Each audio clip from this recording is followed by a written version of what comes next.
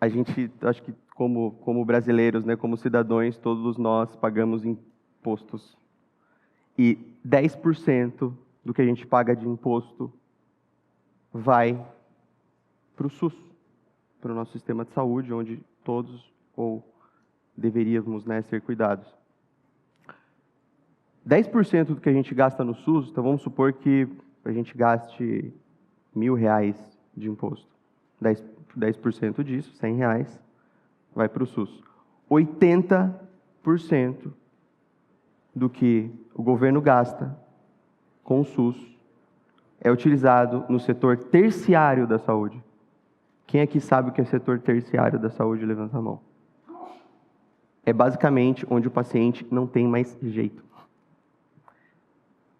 É no paciente que está fazendo hemodiálise, no paciente que tem uma doença neurodegenerativa grave, no paciente que tem um problema de saúde que praticamente não pode ser mais revertido.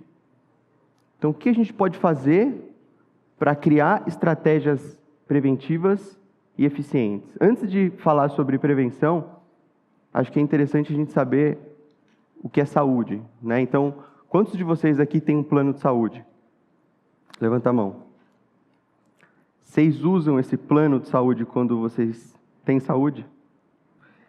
Então, na verdade, o que vocês têm? O que a gente tem? Um plano de doença.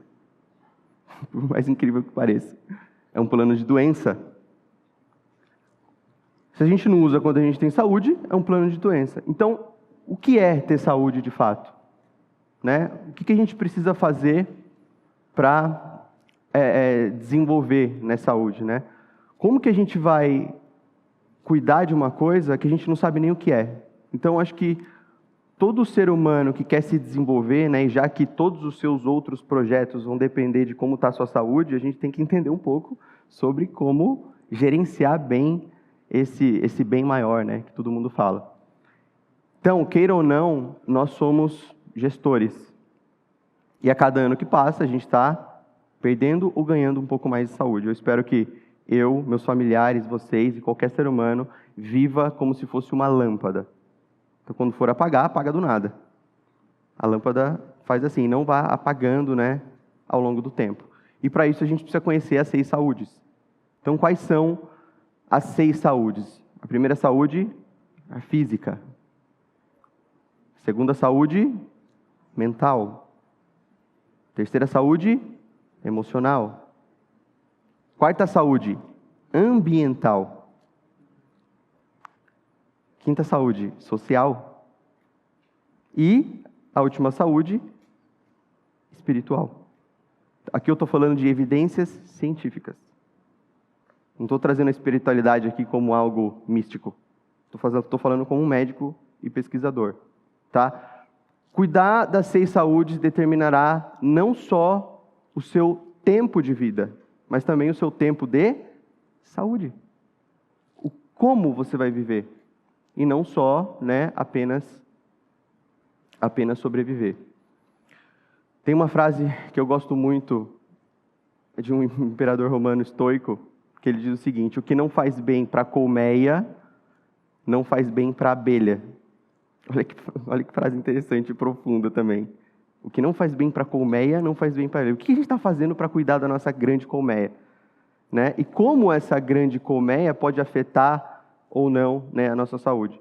Então, trazendo alguns dados para vocês, gente, nos últimos 30 anos, aumentou no solo, na última década, aumentou no solo 30% a quantidade de xenobióticos. Xenobióticos, xeno vem de estrangeiro, biótico, vida, tudo aquilo que não está e que não tem uma função biológica específica no nosso organismo. Ou seja, agrotóxico, bisfenol, pesticida, microplástico, metais tóxicos. Então, a gente está cada vez mais interagindo num ambiente mais intoxicado, em um solo mais intoxicado. Na última década, a gente tem menos 10% de nutrientes e vitaminas nos alimentos, por conta da monocultura. Então, quando a gente está falando de cuidado com a saúde, necessariamente a gente também precisa pensar em cuidado com o solo, em como a gente está nutrindo o alimento para o alimento depois nos nutrir. E mais do que isso, qual é o nosso principal objetivo como espécie? A gente está aqui para viver, a gente está aqui para ser feliz, a gente está aqui para criar conexões, estamos aqui para poder amar e ser amado, sem dúvida, mas nada disso vai acontecer com os nossos descendentes, com os nossos filhos, com os nossos netos, se a gente não conseguir perpetuar a espécie.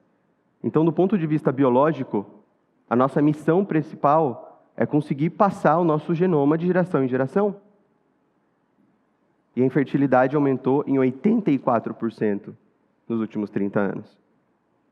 Nos próximos 100 anos, se a gente não cuidar do planeta, nós viveremos um colapso demográfico. E mais do que isso, estaremos cada vez com menos saúde. Então, entenderam a frase do Marco Aurélio, que não faz bem para a colmeia, não faz bem para a abelha? Só que ele falou isso há mais de 2000 anos atrás, né? Então, literalmente, hoje, a gente está falhando como espécie. Se a incidência de infertilidade, ela só aumenta, né? Então, na faculdade de medicina, a gente tem um grande esforço, né, para fazer com que o tratamento seja cada vez mais farmacocêntrico. A gente sabe que, enfim, a indústria tem aí um lobby muito grande no ensino médico. Então, são poucos médicos que vão estar falando de prevenção. Hoje em dia, a gente levanta hoje uma bandeira de medicina preventiva. Mas eu quero que vocês entendam que a medicina preventiva, hoje, ela não é algo só para prevenir, ela é algo essencial também para a própria economia. Então, hoje, os Estados Unidos têm um modelo de saúde que é replicado em todo o mundo. E é o sistema de saúde que mais gasta com a doença. O que os Estados Unidos gastam com doença, hoje, é maior do que o PIB do Brasil. Vocês têm noção disso? Trilhões de dólares. E, no entanto, é o país que menos tem saúde. A expectativa de vida dos países europeus é muito maior do que os americanos. Então, qual que é o sentido disso?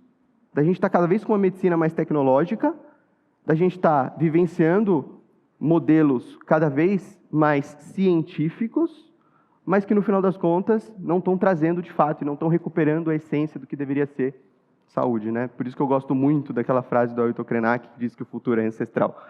E, de alguma maneira, a gente tem que resgatar essa ancestralidade das medicinas originárias, Ayurveda, da medicina tradicional chinesa.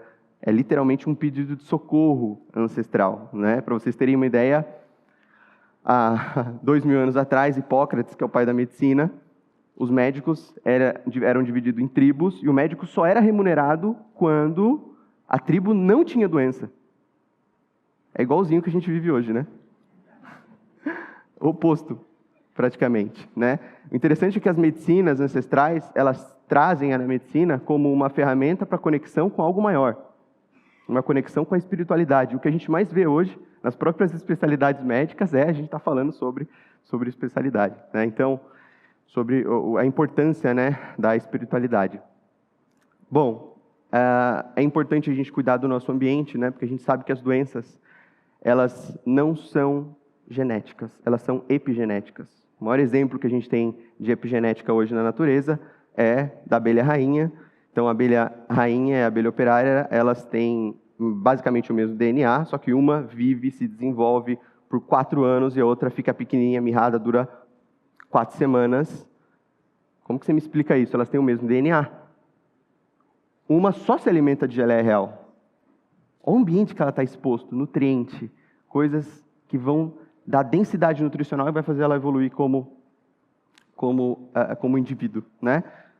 E a outra só se alimenta de pólen, mel, etc. Se a abelha operária consumir geleia real, ela desenvolve e vira abelha rainha. Esse é o maior exemplo de epigenética e do que a gente pode fazer com medicina preventiva, que cada vez tem que ser mais preditiva, preventiva, personalizada, participativa, fazer com que o paciente entenda e se aposse sobre a sua saúde, né? Então, essa era a mensagem que eu queria trazer para vocês hoje, né? Que não existe saúde individual em um ecossistema doente. A saúde humana não começa no consultório, começa no solo, no ar, na água, nas nossas conexões, nas escolhas invisíveis que moldam o mundo onde vivemos. Se o ambiente adoece, quem adoece também? Nós adoecemos. Se o ambiente cura, a gente também se cura de alguma maneira. Então a conclusão é que o primeiro paciente nosso é o planeta. Era isso que eu queria comentar com vocês. Muito obrigado.